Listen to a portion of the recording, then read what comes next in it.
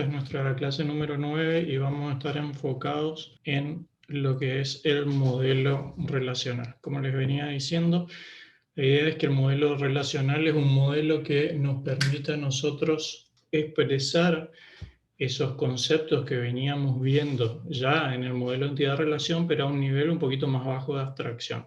¿Sí? O sea, ¿qué significa eso?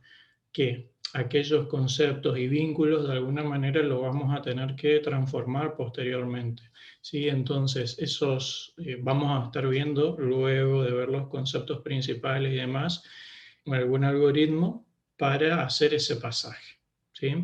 Entonces, finalmente acá vamos a estar hablando de un tema que a ustedes siempre se les venía a la mente, que es el tema de las tablas, ¿sí? Que ya lo veníamos tocando antes, pero acá sí lo que vamos a ver son tablas finalmente, que es lo que se va a estar implementando en la base de datos, ¿sí? En algún motor de base de datos. Bien, ¿qué es lo que deberemos tener en cuenta entonces? Una base de datos para nosotros, ¿sí? Desde el punto de vista del modelo relacional, es una colección de relaciones, ¿sí? Esa colección de relaciones, entonces, me permite a mí representar justamente los conceptos que veníamos hablando.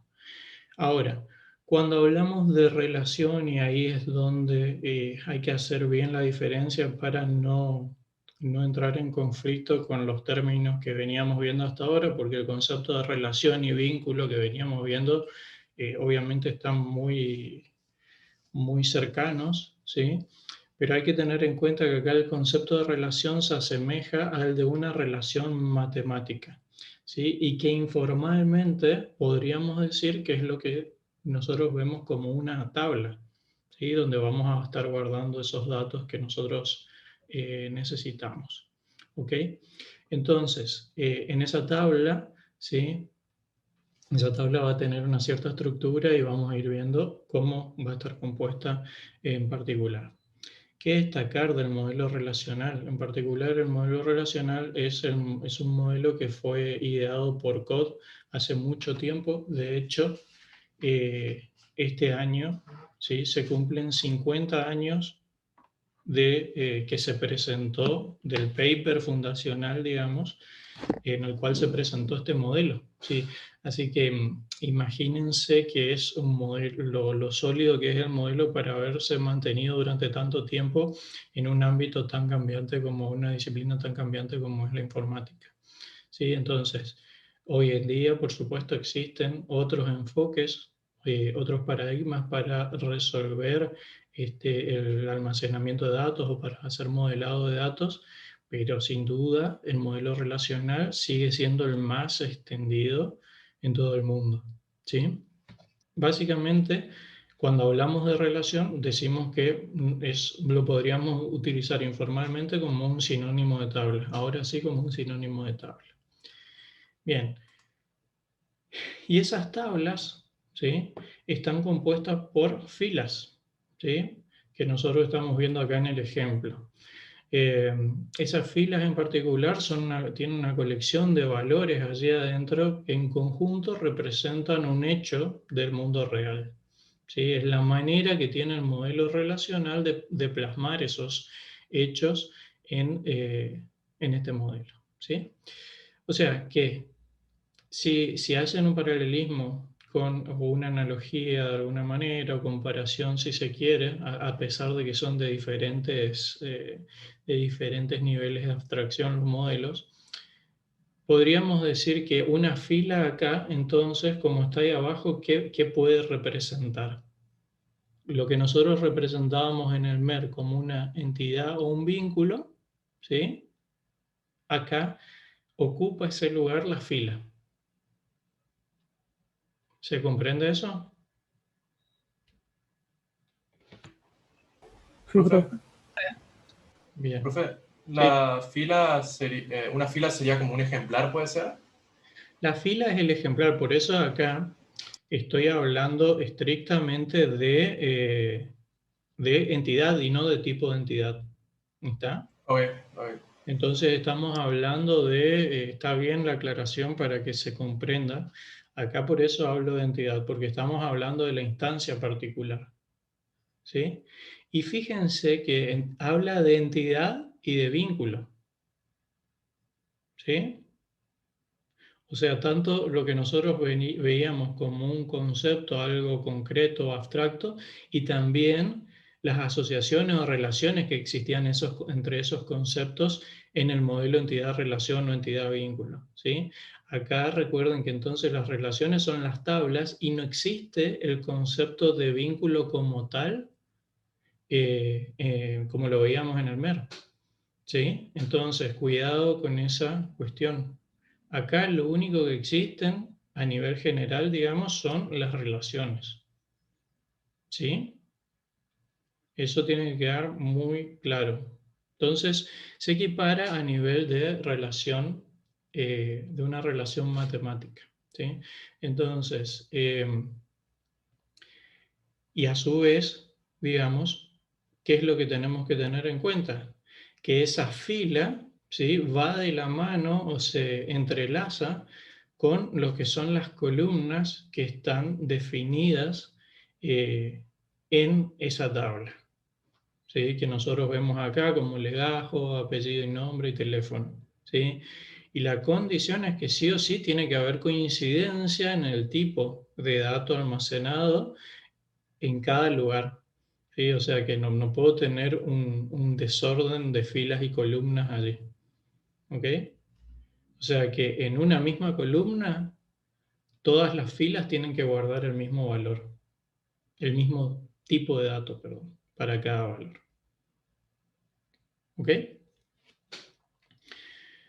Bien, esto es como una introducción, ¿sí? Ahora, veníamos diciendo que cada tipo de, que cada columna tiene que almacenar en cada fila el mismo tipo de dato, ¿sí? Y hay un concepto un poquito más elevado o más aglutinante, si se quiere, que es el de dominio, ¿sí? Entonces, cuando hablamos de dominio en el modelo relacional, estamos hablando de un conjunto de valores atómicos, ¿sí? ¿A qué nos referimos con eso? Es el conjunto de valores que puede llegar a tomar una fila para una columna determinada o para un atributo en particular, si se quiere. ¿Está? Y ¿por qué habla de valor atómico? Porque en lo tocante a el modelo relacional y en particular al dominio que yo estoy representando, a lo que yo estoy modelando, ese valor posible, ¿sí?, no se puede dividir. ¿Ok? O sea, es el mínimo valor representable. ¿Se comprende eso? Entonces, la manera más común que existe de representar un dominio es a través de los tipos de datos, ¿sí? Y llevándolo a lo que son los tipos de datos en sí. Allí, ¿cuál sería en un entero? ¿Sí? ¿Cuál sería el valor mínimo representable? ¿Cero? Ese es un valor específico, pero lo mínimo mínimo. De acá dice, fíjense que está hablando en cuanto a la divisibilidad, no al valor en sí. 0 es un ejemplo, pero estamos hablando de un dígito. ¿Sí? ¿Se comprende eso? Entonces, cuando hablamos nosotros, por ejemplo, a ver si lo puedo... Esperen.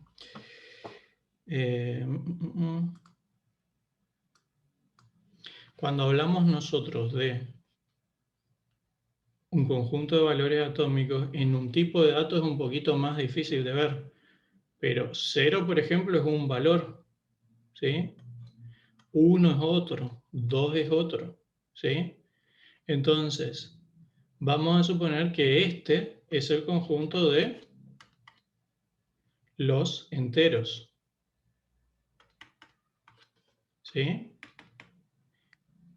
Y el mínimo, la mínima cantidad representable es el dígito acá.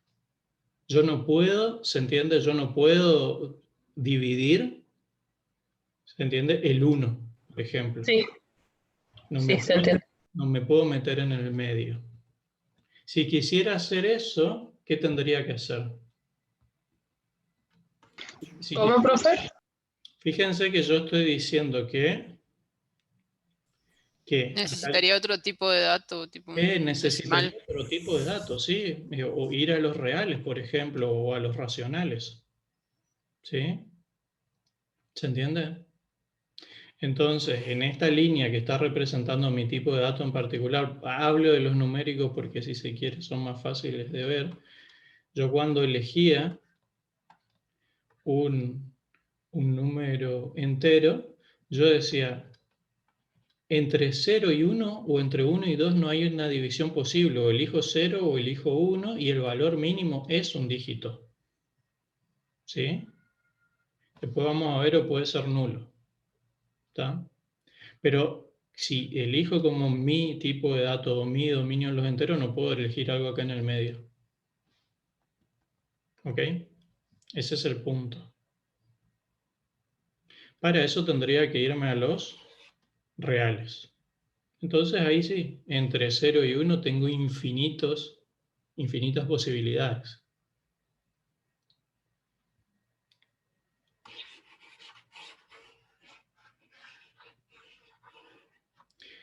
Así como tengo enteros, puedo tener cadenas, puedo tener fechas, etc. ¿Sí? Muchas posibilidades. Entonces, lo más común para un dominio es el tipo de dato. Pero los dominios son más que esos. Hay veces, ¿sí?, que es útil darle un nombre lógico a hacer agrupaciones lógicas de esos tipos de datos subyacentes. ¿Sí? Por ejemplo, hablar de un dominio que sean los números telefónicos. ¿Sí? Hablar de un dominio que sean los DNI. ¿Sí?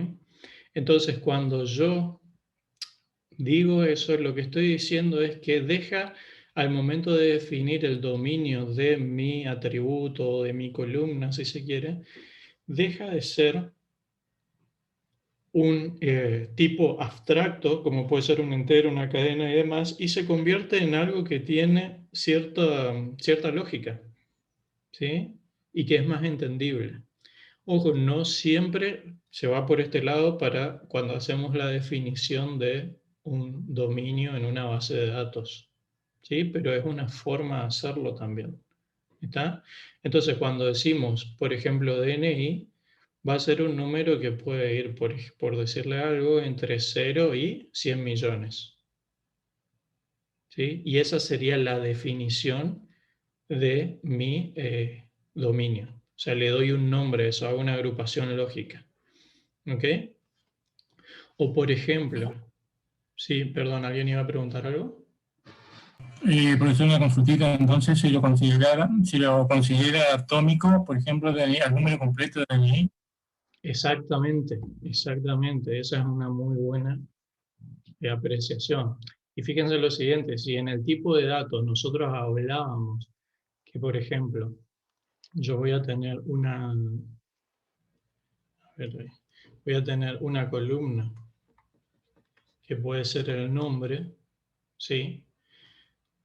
Mi dominio, yo puedo decir que eso es una cadena, ¿sí? ¿Está?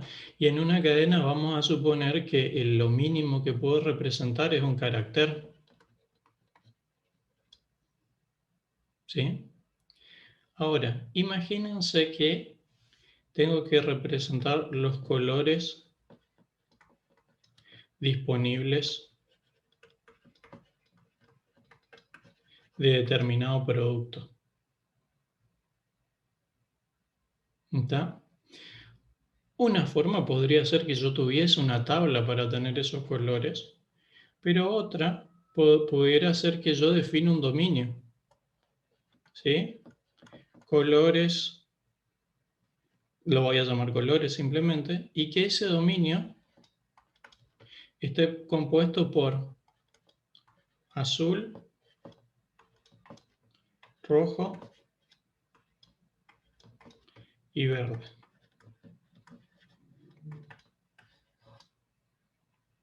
¿Se entiende? Entonces, si yo hablo de el dominio cadena, el valor atómico es un carácter. Pero si yo hablo del dominio colores, el valor atómico, por ejemplo, es una de estas posibilidades. Por ejemplo, azul. ¿Sí? Entonces, es atómico en base a lo que yo defina para representar ese hecho. ¿Sí? Y además, pueden tener un formato. ¿Sí? Ese formato, por ejemplo, acompaña a los demás. ¿Sí? En general, cuando existe un formato, existe un tipo de datos. ¿Sí? Y acá yo, por ejemplo, estoy representando el formato de los números telefónicos posibles. ¿Ok? En el cual yo tengo el código de país, este es el número del celular, que indica que es un dispositivo móvil o un teléfono móvil, este puede ser el código de área y este es el número telefónico en sí. Estos tres entonces conforman la manera de definir un dominio.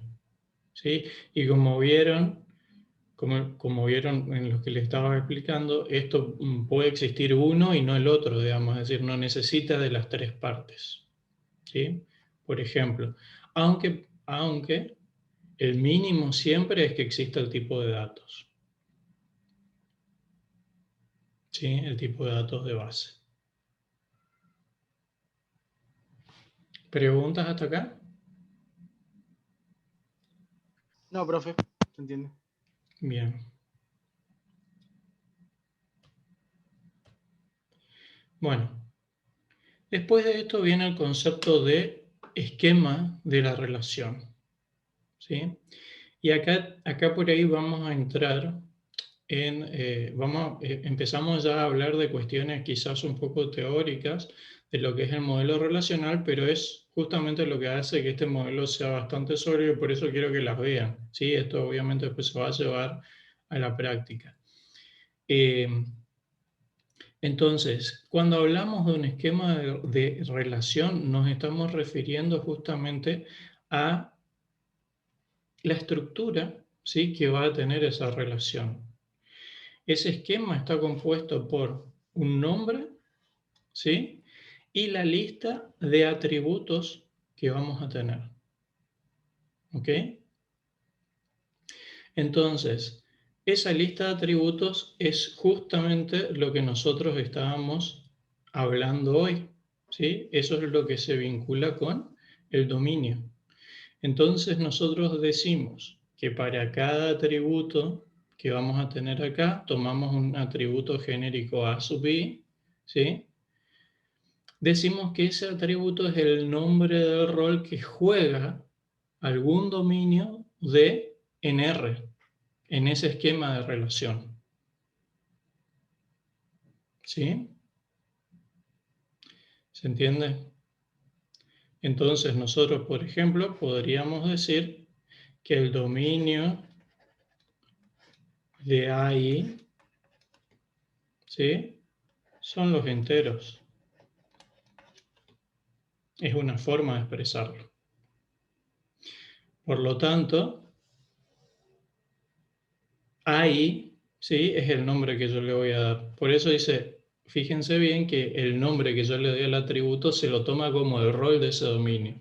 Porque yo cadenas, enteros, etcétera, puedo tener en un montón de columnas. Entonces yo digo, en este esquema en particular, ¿sí?, en este esquema de relación en particular, ese dominio se va a llamar así. Por ejemplo, nombre y apellido. Por ejemplo, legajo. ¿Ok? Bueno, y ahí estamos, ¿sí? Lo representamos de esa manera. Y finalmente, entonces, ahí tienen un ejemplo alternativo de cómo yo podría llegar a representar ese dominio en particular.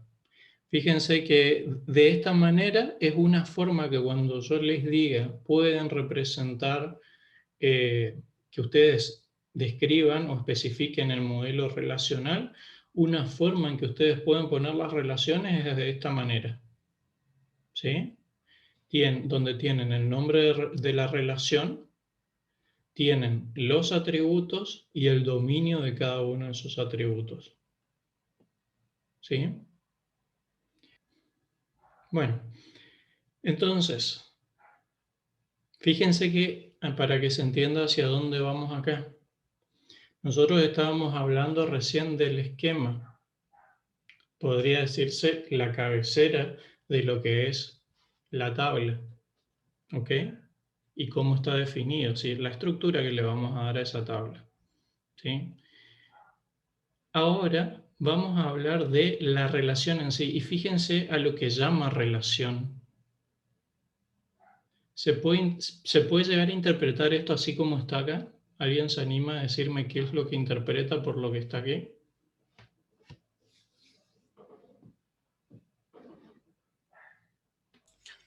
Que cada registro es el estado de ese. O sea, el valor que va tomando en cada registro. Bueno, sí, por ahí anda. ¿Sí? Pero la cuestión es lo siguiente, es un poquito más amplio. Fíjense que llama relación o estado de relación al conjunto de los registros. ¿Sí? O más propiamente dicho, al conjunto de las tuplas o n-tuplas que forman esa relación. ¿Sí? Y a eso lo llamamos relación, ¿sí? Simplemente estado de relación, porque justamente son los valores que tiene ese esquema de relación en determinado momento, ¿sí? O también podemos llamarlo extensión de la relación, y al esquema lo estaríamos llamando intención de la relación. ¿Se entiende? Entonces, cuando hablamos, decimos R de R, esto que está acá, ¿sí? Estamos hablando del estado o la relación en sí misma a secas. ¿Sí? Esos son los valores. ¿Estamos? Y ahora, entonces, ¿qué genéricamente, qué representa cada una de las tuplas que yo tengo acá? Una lista ordenada de n valores. Representa una lista ordenada de n valores. Y fíjense que la diferencia, si hacemos un poquito de memoria, acá yo estoy diciendo, estoy definiendo un conjunto, ¿sí? Con las llaves. ¿Sí? Y fíjense que aquí estoy definiendo una lista ordenada, ¿sí? Con los paréntesis angulares. ¿Está? Y miren el subíndice máximo.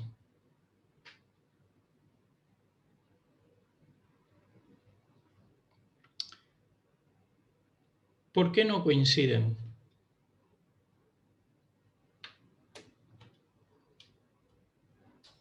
Porque la tupla puede ser el resultado de una consulta.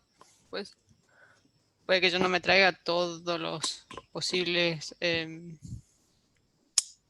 todos los valores que pueda llegar a tener ese conjunto, sino una parte. Más o menos, no va por ese lado. A ver, ¿por qué en el caso de el estado de relación el máximo valor genérico posible es m, y por qué en el conjunto de valores el máximo valor posible es n, genéricamente hablando?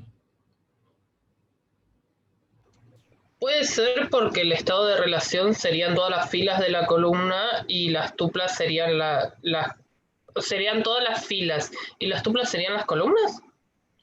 No. No. A ver, por ahí anda, pero mira.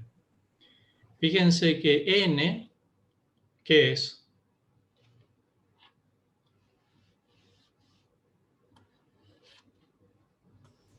La cantidad de atributos que tengo.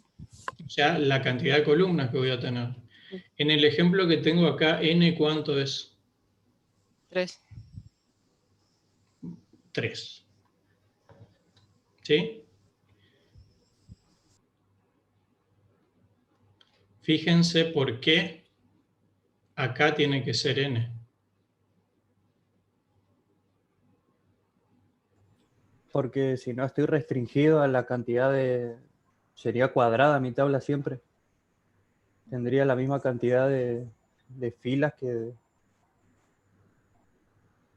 de columnas.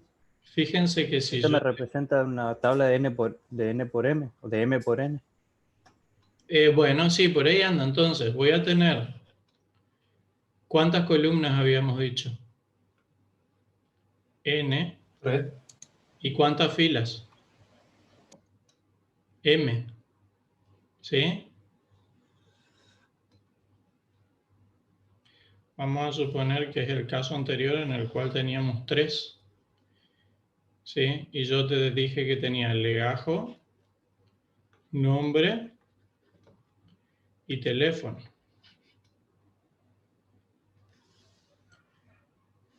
Primero, M no tiene que coincidir porque la cantidad de ocurrencias puede ser cualquiera. Como dijimos, puede ser 0, 1, muchísimas. ¿Se entiende? Mi estado de relación puede ser vacío, ¿sí? O Sí, puede... pero n tiene que ser acotado. ¿Cómo? N tiene que ser acotado. O sea, tiene que llegar hasta n. No se puede pasar. Ni puede ser. Exactamente, pero cuando hablamos de las tuplas. Entonces, las tuplas yo voy a tener m tuplas, ¿sí? Pero cuando ya nos metemos en cada tupla en particular, sí o sí, cada tupla tiene que tener n valores, coincidir con la cantidad de columnas. ¿Sí? Por eso que este valor coincide con cuando nosotros decíamos R de A sub 1 a sub n. ¿Se comprende? Y además tiene que ser ordenada porque tiene que coincidir no solo basta con que sea la misma cantidad, sino que tiene que corresponderse al mismo tipo. Por eso tiene que quedar justo debajo de cada columna. ¿Bien? Entonces, es por eso esta descripción o esta especificación tan precisa, ¿sí? De lo que es el esquema de relación, de lo que es el estado de la relación, de lo que es cómo debe estar formada cada tupla en sí. ¿Sí? Entonces me dice que es una lista ordenada de valores B sub I. Y cada valor B sub I tiene que ser del dominio de A sub I o nulo. ¿Sí? Es decir, acá pudiese, si está permitido, pudiese no existir ningún valor y también es válido. Por ejemplo.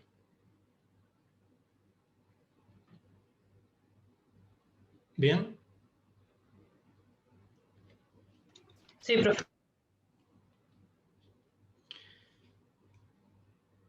¿Se acuerdan que ya habíamos hablado del término grado antes, no? ¿En qué contexto lo habíamos utilizado? ¿Habíamos hablado de grado de qué? Creo que era de un grado de una relación. ¿De? ¿De una relación? Y ¿Grado? el grado de una relación o vínculo, pero ¿en qué modelo? Entidad-relación. En el modelo entidad-relación. ¿Sí? ¿Está? ¿Y qué significaba qué expresaba ese grado? La cantidad de entidades que participaban en un vínculo. De tipos de entidades. Exactamente, la cantidad de tipos de entidades. ¿Sí? O sea que cuando yo hablaba de esto,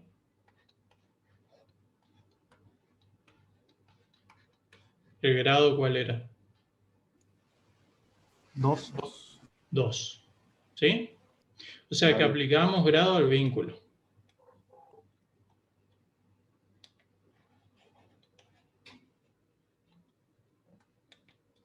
Bien.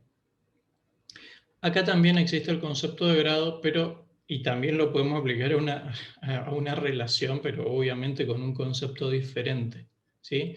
Cuando hablamos de grado de R o el esquema R, ¿sí?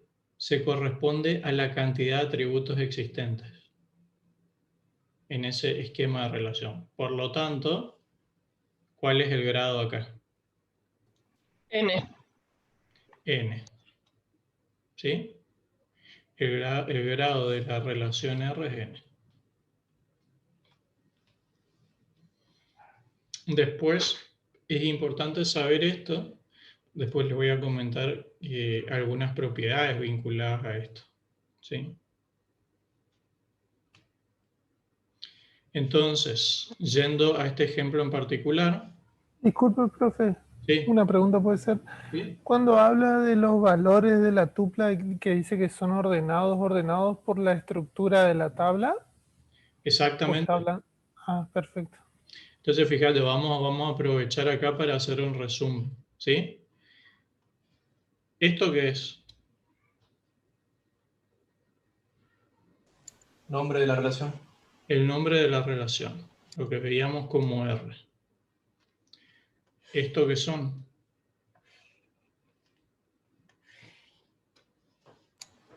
Tuplas.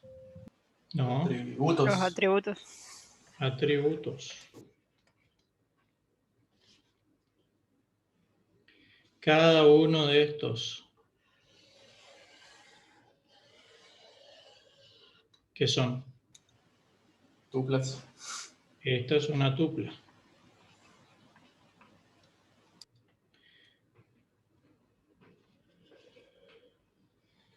¿Esto qué es?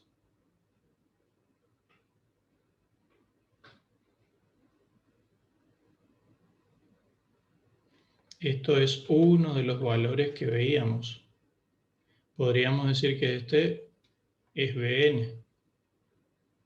¿Sí? Un valor. Si nosotros además decimos que esta partecita,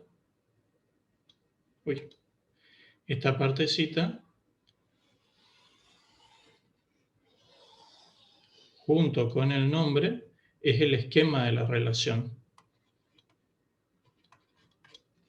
¿Está? Y todo el conjunto entre E de las tuplas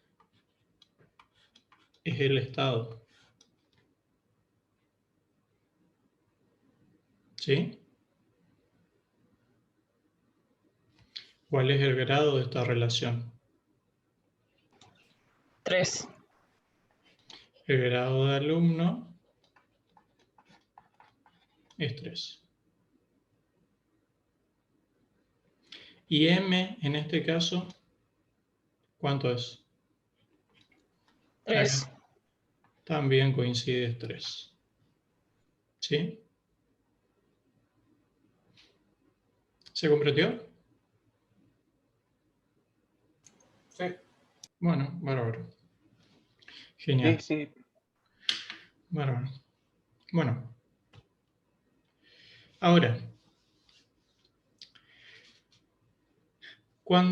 hablando un poquito más de las características que puede llegar a tener una relación, ¿sí?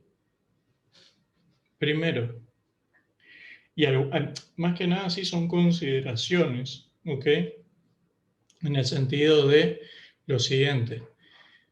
Fíjense que estábamos hablando del orden de las tuplas,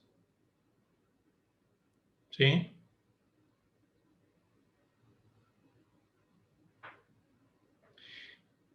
Un conjunto, en la teoría de conjuntos, ¿el orden de los elementos dentro de un conjunto tiene importancia o no?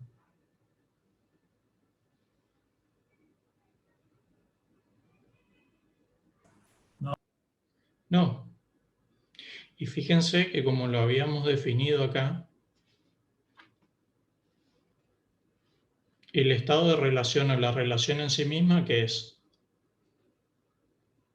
El conjunto de tuplas.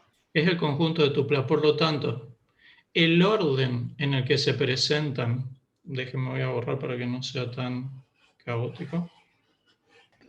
Disculpe, profe, pero ¿no sería importante si usáramos un índice el orden que están las tuplas? Bueno, ahí ya podemos hablar de eso. Justamente es algo que, es por eso que lo mencionamos, digamos, porque hay una cuestión teórica y una cuestión práctica. Entonces, cuando a mí me definen esta parte,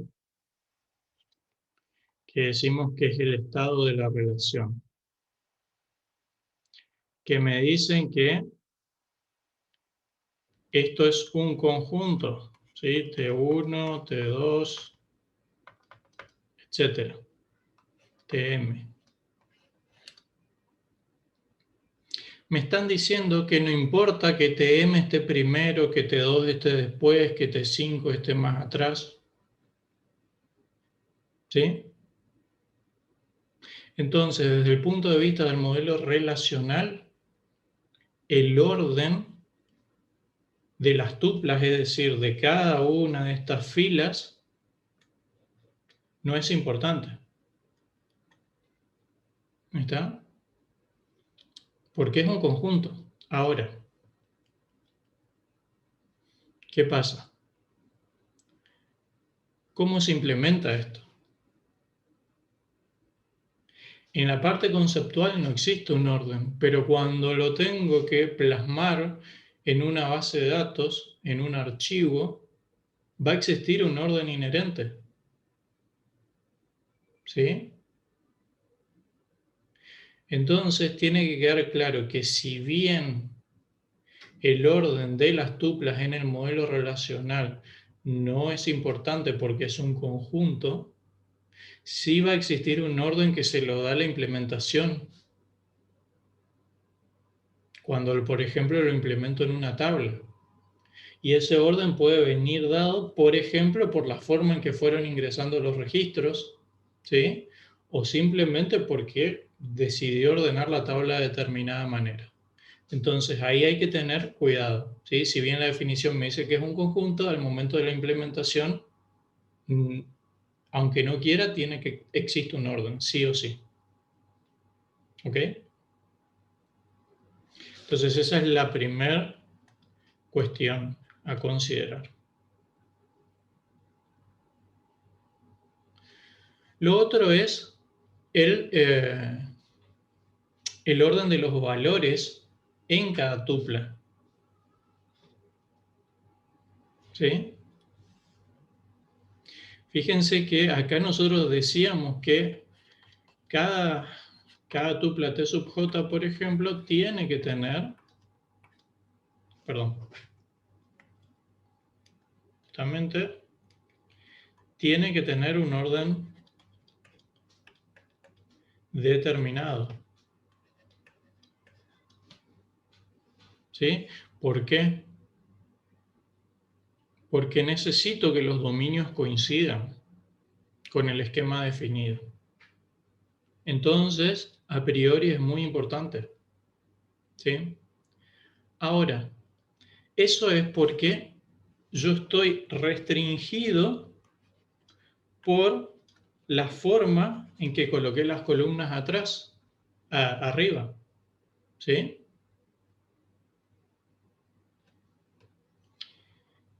Y por eso dice que desde el punto de vista, si bien para definir el modelo, para definir la relación, yo necesito ponerlas en orden, en el fondo no importa el orden que tengan. Si consigo tener una definición alternativa, porque ¿qué es lo que debe importar? ¿Sí? Que el atributo coincida con el valor.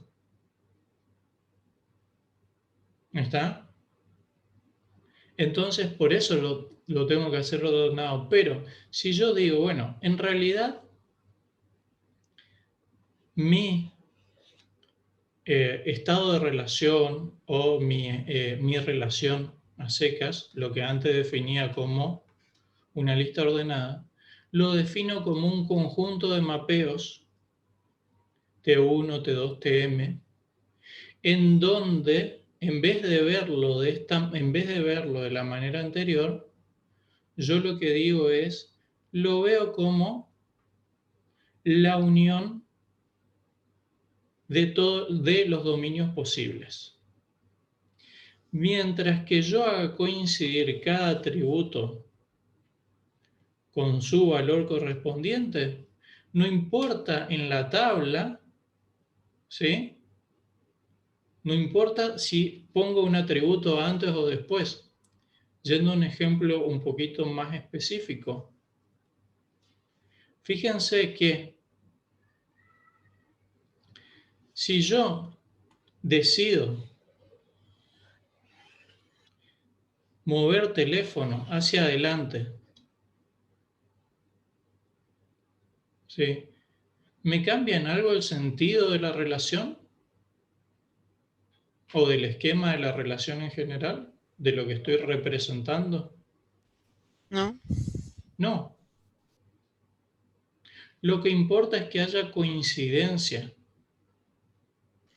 Una consulta, profe. En el caso, nosotros habíamos visto que teníamos valores que dependían de otros valores. En ese caso, ¿sí depende el orden o tampoco?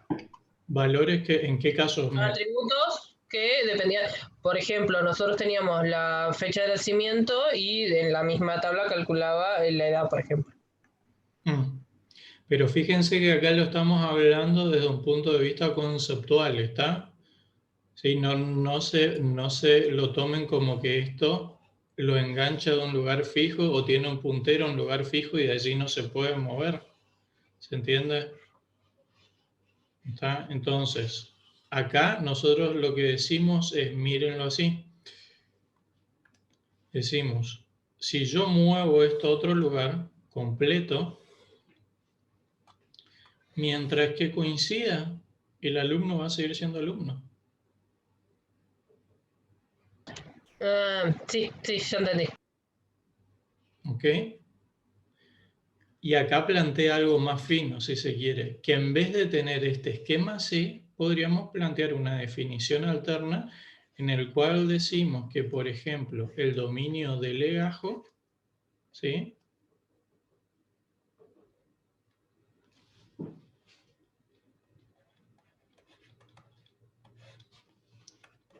Va a tener que ir acompañado del valor. Perdón.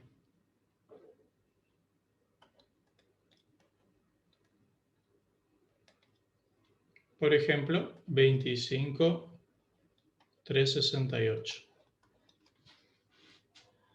Esto es un paréntesis nomás. ¿Está? Entonces, eso es lo que propone en la definición alternativa. Si yo lo defino de otra forma, entonces ni siquiera es necesario ese orden que me exige en el tema de los valores en las tuplas. Pero esto es una definición alternativa, chicos. ¿Está? Entonces, recuerden lo siguiente, lo que se toma siempre es lo que vimos acá. ¿Sí? Lo que vimos primero. Esto es como una reflexión sobre estas definiciones como para generarles cierto análisis, cierta inquietud sobre lo que está puesto aquí. ¿Sí? Decimos, el orden de las tuplas en R no importa porque es un conjunto, pero recuerden que al momento de implementar va a tener que tener un orden sí o sí, no quedan en el aire. ¿Sí? No es una bolsa con elementos adentro. Bien. Y cuando habla del orden de los valores en las tuplas, es un poco hablarlo de la manera contraria. Sí, me exigía un orden la definición, pero el orden tampoco es tan importante si yo lo defino de una manera alternativa. ¿Ok? Esas dos cuestiones, considérenla al momento de analizar el modelo relacional.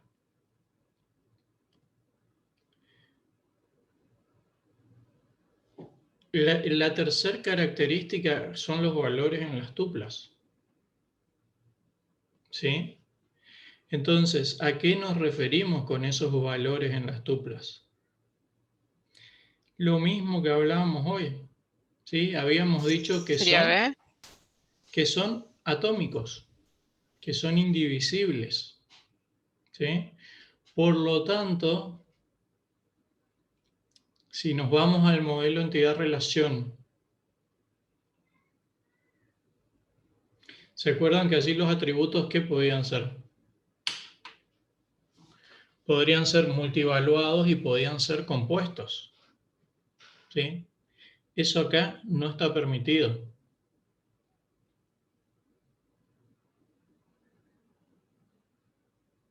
¿Se comprende entonces?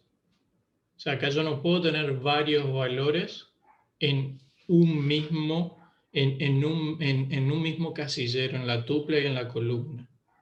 ¿Ok? No existe el concepto tal cual como lo veíamos así. Recuerden que, por ejemplo, acá nosotros decíamos para el teléfono multivaluado. Eso no. O para el teléfono está compuesto por tales partes. Eso tampoco. Los atributos son simples, tienen un solo valor. ¿Sí? O nada. Nada se representa entonces con nulo. ¿Sí? Entonces, cuando hablamos de valores nulos,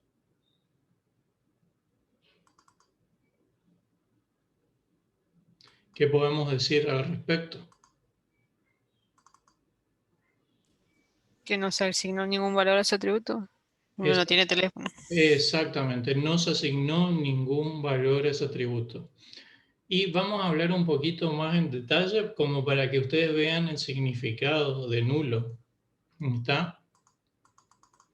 Fíjense que cuando nosotros decimos nulo, por ejemplo, Melina me dijo no se asignó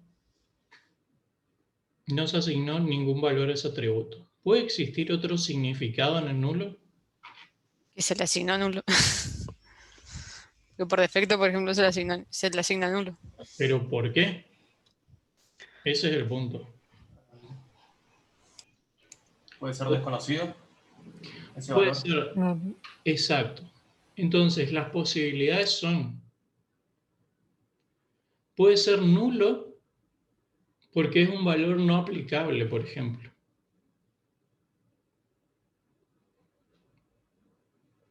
¿Sí? Y si piensan un poquito, cuando hay campos, ¿sí? Que para determinado hecho, para determinado concepto, o si quieren ir hacia la entidad-relación para determinada entidad, no se pueden aplicar. ¿Sí? Por ejemplo, una persona, ¿sí? Puede no tener título. ¿Sí? Entonces, su valor es nulo. O una persona, vamos a decir, por ejemplo, en la universidad, fíjense, puedo llegar a tener personas que son alumnos y personas que son docentes, ¿sí? O personas, o no docentes, personal de la facultad, digamos. ¿Sí? El personal el alumno tiene libreta universitaria, ¿sí? Pero una persona docente no. Entonces decimos en ese caso que no aplica. Entonces esa es la razón por la cual ponemos nulo allí. ¿Se entiende? Otra razón entonces es porque habíamos dicho que puede ser, como decías, desconocido. Y el desconocido, si hilamos más fino, ¿sí? Vamos a ir dejándolo anotado acá. Si hilamos más fino, entonces nosotros decíamos el nulo, podríamos decir, habíamos dicho que puede ser, significa que no aplica, un caso. El otro puede ser desconocido. ¿sí? Y el desconocido se puede dar porque es un valor faltante, ¿sí? O porque existe duda sobre su existencia. Hay una diferencia sutil, digamos. En el faltante, yo estoy seguro que tiene que tener un valor, pero no sé cuál es. En el desconocido, no estoy seguro si siquiera tiene un valor para eso. ¿Está?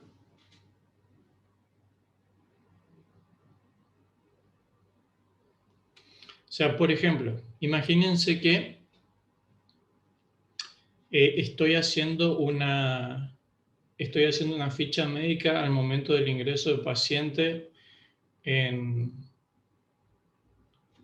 por una urgencia, ¿sí? Entonces el familiar va a la recepción e intenta darle los datos de filiación del paciente. ¿Está? Pero, por ejemplo, no sabe el peso. Entonces, yo sé que la persona algo pesa, pero no sé cuánto.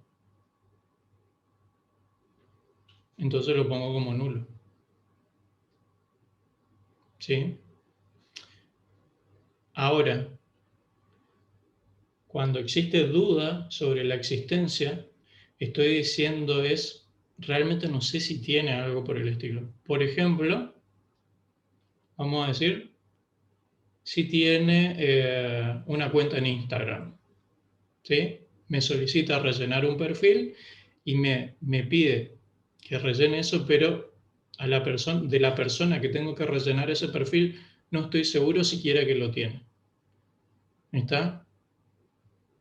Entonces, en ese caso hay duda. Por eso, estos dos, faltante, por ejemplo, y duda, se agrupan en desconocido porque son muy parecidos, ya sea desconozco su valor particular o desconozco si siquiera tiene algún valor. Y en el no aplica es cuando ya estoy seguro que allí no tengo nada para poner. ¿Sí? En todos esos casos se pone nulo. ¿Comprendido? Sí, profe. Bien. Ahora, cuando la cuarta característica que podríamos decir es la interpretación que nosotros le damos a esto. ¿Sí? Y desde el punto de vista del modelo relacional podríamos decir que cada relación, ¿sí?, es una aserción, es una afirmación, una declaración de algo. ¿Sí? Y lo puedo interpretar de esa manera. Entonces yo lo que estoy diciendo es que en mi modelo relacional, en el esquema de base de datos que estoy armando en base al modelo relacional, cuando yo digo que un alumno tiene legajo, apellido, nombre y teléfono, es porque siempre los alumnos se van a representar de esa manera. Entonces estoy declarando, estoy afirmando que los alumnos se ven de esa manera en el modelo relacional, ¿sí? En el esquema que estoy armando en particular para mi dominio, ¿sí?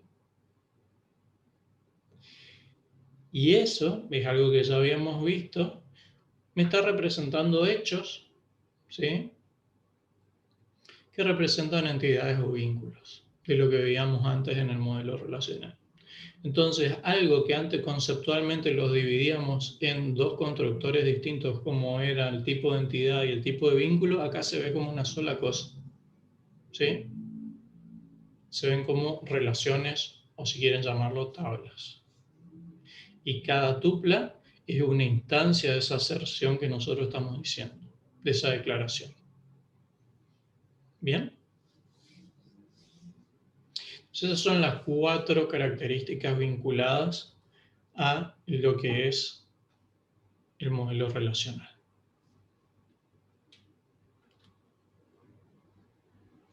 Tema muy importante. Restricciones. ¿Sí? Bueno, el primero está acá otra vez, dominio. ¿Sí? Ya lo vimos 2 o 3 veces en lo que van de la diapositiva. Cuando hablamos de restricciones, las restricciones a dominios en particular, habíamos visto que todo elemento tiene que ser, todo elemento o todo valor posible en un dominio tiene que ser atómico. Si no, no está correctamente planteado. ¿Se entiende? Y esto creo que no se los mencioné, no sé si se acuerdan que aparecía de esta manera. ¿Sí? Estaba marcado así. ¿Eso qué significa? Que esto está basado en lo que después, más en un par de años después, se vio como primera forma normal. ¿Sí? Que ratifica que cada atributo en una relación tiene que tener, puede tener solamente un valor por vez en cada tupla. ¿Sí? En cada atributo, en cada tupla, un solo valor por vez, o sea, que sea atómico. Eso coincide con la primera forma normal. Y eso es de base. ¿Sí? Si ya viola eso, no se considera, no puede ser parte del modelo relacional. La otra restricción muy importante, que ya la veníamos hablando informalmente y que ustedes ya seguramente la conocen, es el concepto de clave. ¿Sí? ¿Qué es lo que nos dice esto? Que nosotros cuando estamos hablando de una relación, y en particular estamos hablando del estado de la relación, es decir, del conjunto de tuplas, en ese conjunto de tuplas, todas las tuplas tienen que ser diferentes. ¿Sí? Tienen que tener distintos valores. Y justamente cuando nosotros decimos diferentes, se da a través de los valores, no tiene otra manera de plantearlo. ¿Ok? Entonces decimos de manera general que no pueden existir dos tuplas con igual combinación de valores para todos sus atributos. ¿Esto por qué se da? Porque otra vez la teoría del modelo relacional deriva de la teoría de conjuntos. ¿Sí?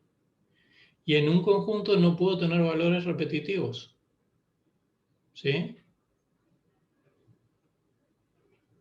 La combinación tiene que ser distinta. Bien. Eso nos lleva al próximo concepto. Fíjense lo que quiero que quede para que sepan hacia dónde estoy yendo. Yo digo, tomando esta tabla, ¿sí? ¿Cumple con lo que les estaba pidiendo ahí o no? Sí. Es decir, para todos los valores posibles, fíjense que no hay una tupla igual. Todos los valores son diferentes. ¿Ok? Entonces, sí cumple con eso. ¿Ok? Sí. Si en apellido y nombre, en la propiedad apellido y nombre, hubiera dos Pérez Juan, ¿no cumpliría? Si yo tuviera, fíjate, si yo tuviera otra tupla acá, que por ejemplo vamos a poner que es 26, si yo tengo de esta manera, fíjense que en este caso, en la combinación, esto está perfecto, porque la combinación de todas las tuplas, ninguna se repite, lo que se repite solo es el nombre y el apellido. ¿Sí? Pérez Juan, pero el legajo es distinto, el teléfono es distinto, la tupla es distinta. ¿Sí? Ok. Ahora, si yo tuviese esto así, ¿Sigue cumpliendo la propiedad o no? Sí, ¿Por qué? porque Sigue el siendo número distinto. de legajo sigue siendo distinto. Sigue siendo distinto. Y el de teléfono también creo que le faltan 4. Bueno, Melina, los detalles. Ahí. ¿Está? Entonces sigue siendo distinto. ¿Y si hago esto? ¿Cumple o no? ¿No? Ahí ya no. Ahí ya no. ¿Está? Entonces, dice, no puede haber dos tuplas con igual combinación de valores para todos sus campos. Eso es lo general para todo estado de relación. Para esto que hablábamos de R de R. ¿Sí? Ahora, trabajar de esa manera sería imposible, no sería óptimo, para nada. Entonces, lo que tenemos que lo que dicen es generalmente, usualmente puede existir, sí, es más, con frecuencia, con mucha frecuencia, existe un subconjunto de esos atributos que lo podemos llamar SK, que cumple con esa propiedad. Entonces, ¿para qué tomar todos los atributos de la tabla si me puedo conformar con un subconjunto de esos atributos para hacerlo más manejable? ¿Sí? Entonces allí es donde digo, bueno, aparece el concepto de superclave. ¿Sí? En donde digo que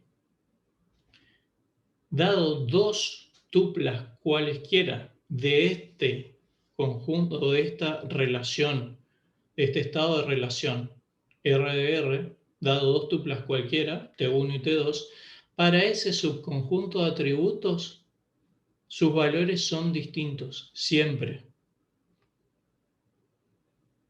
¿Está? Entonces, a eso se lo llama superclave. ¿Sí? Fíjense acá. ¿Cuál es el valor de ese subconjunto que podemos llegar a tener? Fíjense que los subconjuntos que podemos llegar a armar son estos, por ejemplo. Legajo, apellido y nombre. ¿Cumple con la propiedad de que para todos su valor es distinto?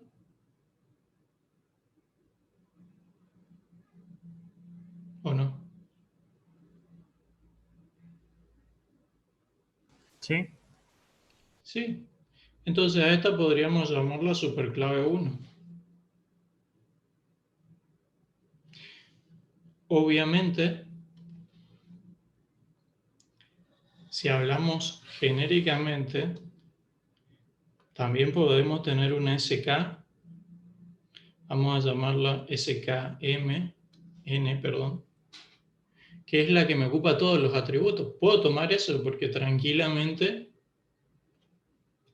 es parte de este conjunto.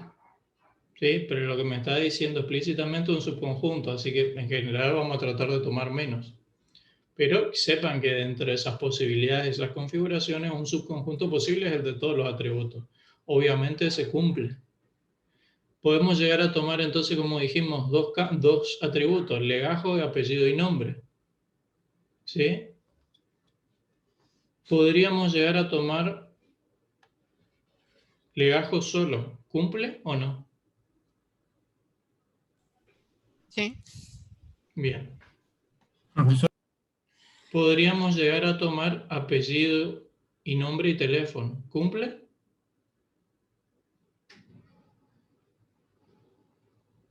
¿O no? Sí, porque son todos distintos. No. Si tomamos el último, ¿no? Si tomamos No. el último, no. Estaba ignorando el último.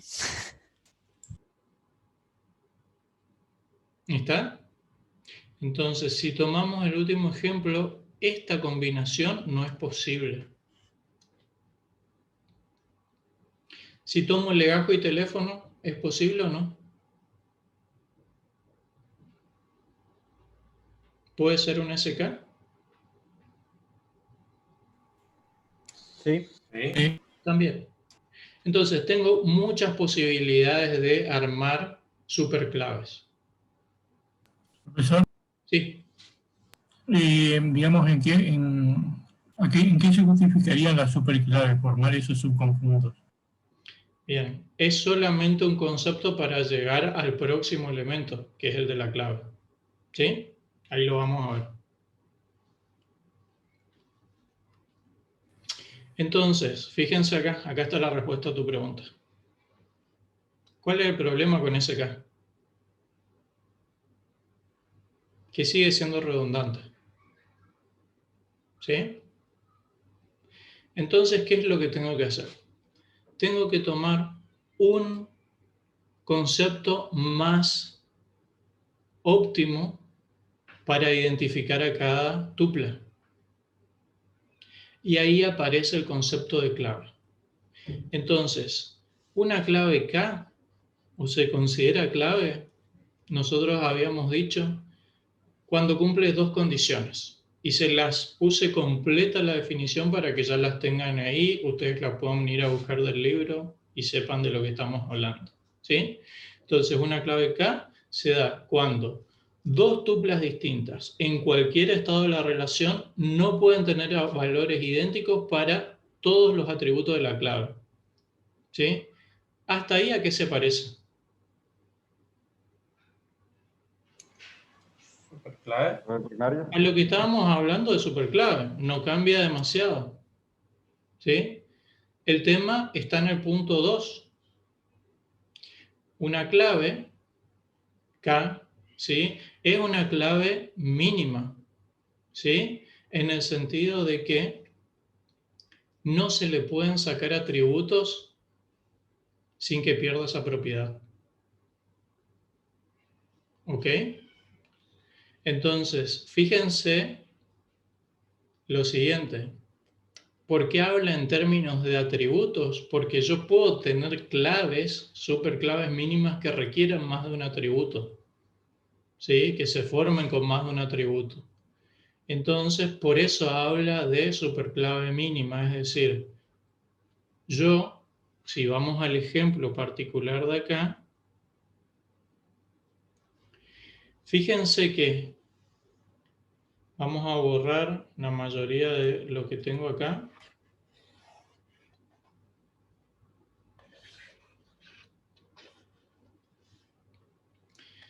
Y vamos a tomar este ejemplo de superclave que tengo acá.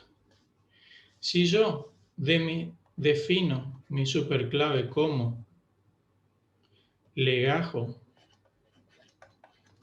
y apellido y nombre,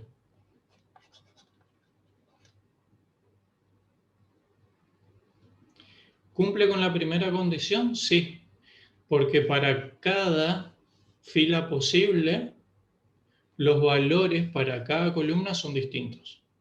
Entonces cumple con la primera condición. ¿Cumple con la segunda condición? ¿O no? No, porque se le podría sacar apellido y nombre. Exacto, yo le saco apellido y nombre y sigue representándome, identificándome unívocamente a cada tupla. Entonces ya me doy cuenta que ese K1 no es una superclave mínima. Entonces eso me queda con, vamos a suponer, SK2. Obviamente, como SK2 es solamente legajo, no puedo sacarle nada. Entonces nos quedamos con que la clave, en este caso, es legajo. ¿Sí? Entonces, el concepto de clave es el concepto más importante que tenemos en cuanto a las restricciones. ¿Sí?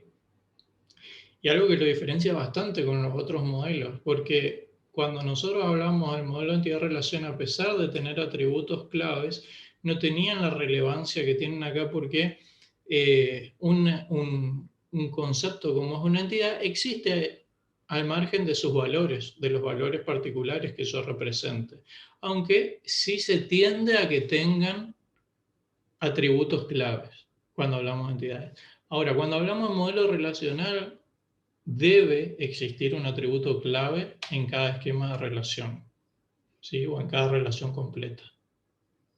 ¿Bien? Ahora,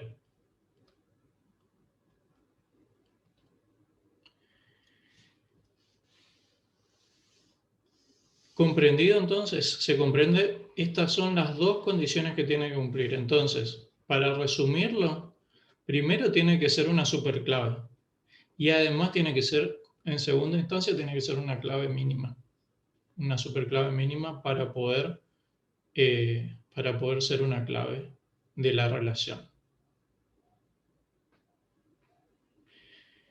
Y de la mano viene el concepto de clave candidata.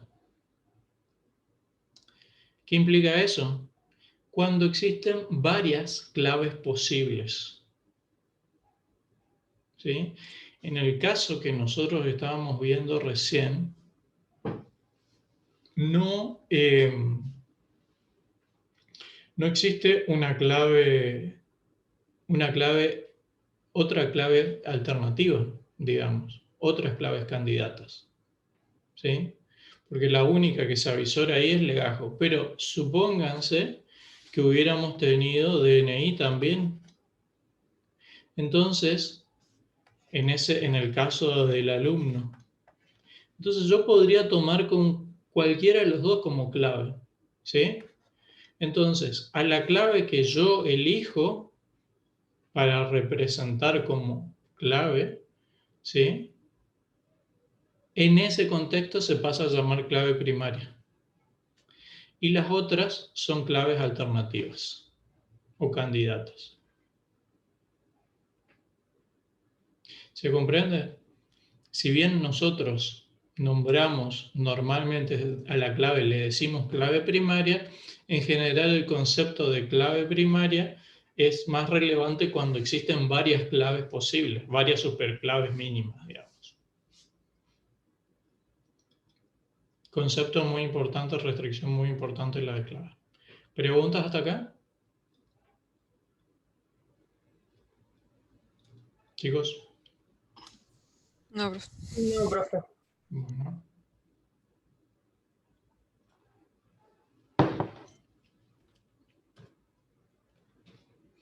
Bien.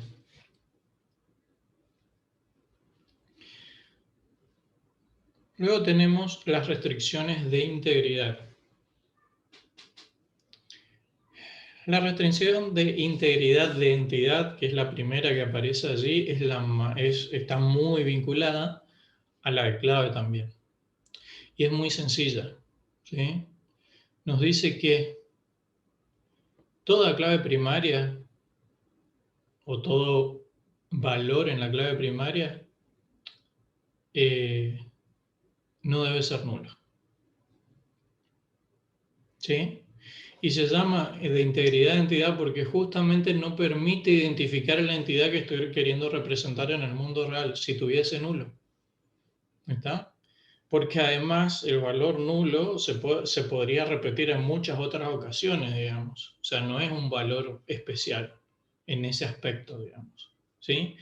Entonces, cada vez si un campo, si un atributo se define como clave o clave primaria, todos sus valores, todos sus tuplas en ese lugar tienen que tener algún valor. Es imposible que existan nulos. Y el cuarto, ¿sí? El de integridad referencial, muy importante. ¿Sí?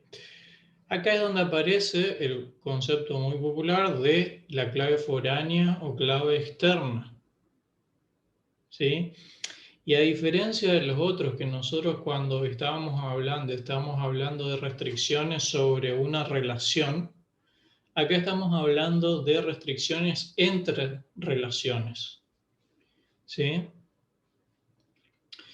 Esto particularmente se da si, por ejemplo, nosotros en el caso de que tengamos alumno decidimos vincularlo, por ejemplo, con carrera. ¿Sí? Entonces, si decimos que los campos de alumnos son, vamos a hacerlo cortito, legajo, apellido y nombre, por ejemplo, y el de carrera es código de carrera y nombre de la carrera,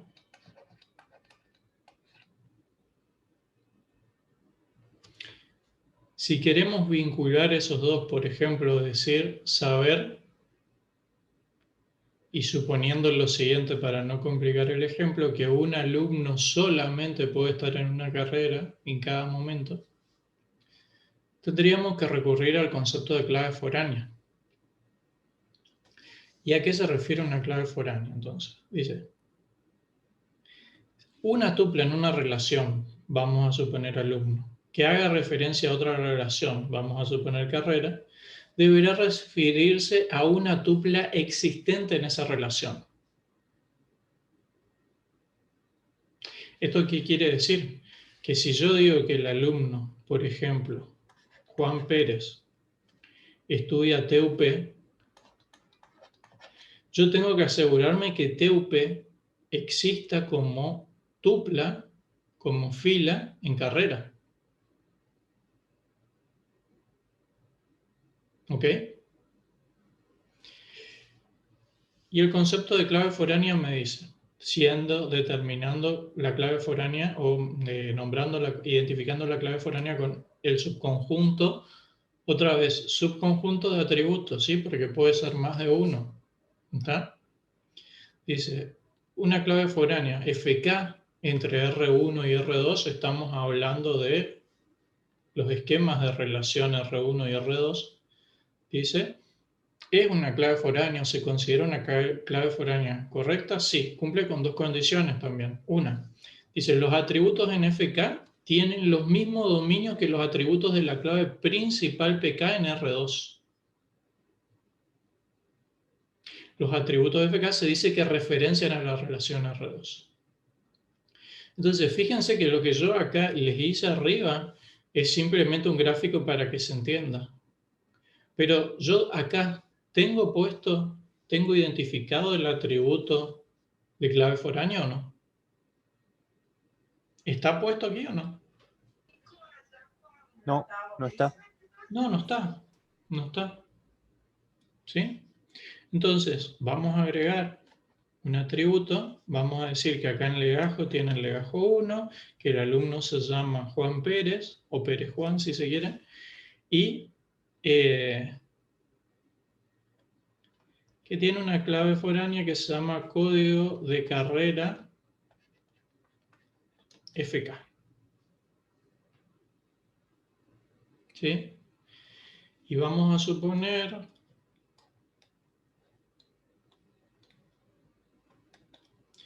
que yo tengo una carrera 1 que se llama TUP. ¿Sí? Entonces, lo que me dice es, los atributos en FK tienen los mismos dominios que los atributos de la clave principal PK. Sí, vamos a suponer que la clave, el dominio de código de carrera es entero. Y lo mismo para la clave foránea en alumno. Y además, entonces digo que los atributos de FK se dice que referencian a R2. Acá es un solo atributo, R1 en este caso es alumno, R2 en este caso es carrera. ¿Sí? Y además dice, un valor de FK en una tupla T1, ¿sí? Del estado actual R1, de R1, o sea, mi estado actual solamente tiene una tupla. Nada más, en R1. Lo mismo que en carrera, ¿sí? Tiene una sola tupla, pero bueno, referenciando a R1. Dice, o bien se presenta como un valor de PK, ¿sí? De alguna T2 en R2 o es nulo. En el primer caso tenemos que para una determinada tupla T1 en FK es igual a una determinada tupla T2 en PK. Decimos que la tupla T1 refiere a la tupla T2, ¿sí? O sea que esta fila va a referir a esta otra de acá. ¿Por qué? Porque la clave foránea tiene el mismo valor que la clave primaria en la tabla a la que se refiere, en la relación a la que se refiere. Me dice, o puede tener un valor nulo, o puede tener un valor específico, perdón, o puede tener valor nulo.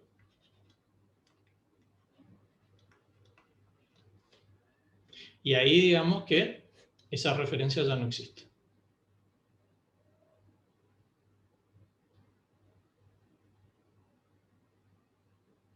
¿Bien? Eso es el concepto de clave foránea o de clave externa, si se quiere. Si yo acá tuviese, por ejemplo, 2 no existe en mi relación de carrera. Por lo tanto, no es un valor posible y viola la segunda condición. Entonces, se dice que hay una violación de la integridad referencial. Eso es un error muy frecuente cuando ingresamos datos a una base de datos. ¿Sí? Querer ingresar algún valor que no existe. Obviamente, la base de datos es la encargada, el motor de base de datos es el encargado de frenarte a tiempo antes de que puedas ingresar un valor que no corresponde. ¿Bien? ¿Se comprendió?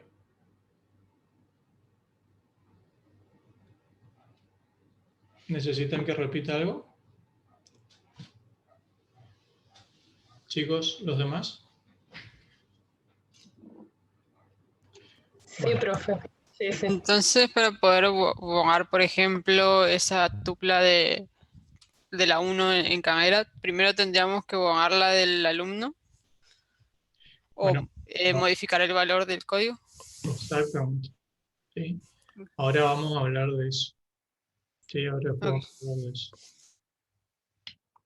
Pero antes, ¿sí? Vamos a hacer un pequeño ejercicio.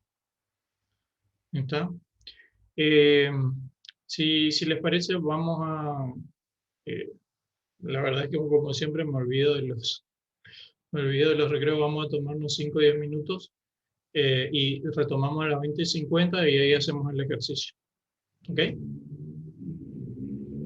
¿Estamos? Bueno, nos encontramos en un ratito. Yo dejo conectado de todas maneras acá la clase. ¿Sí?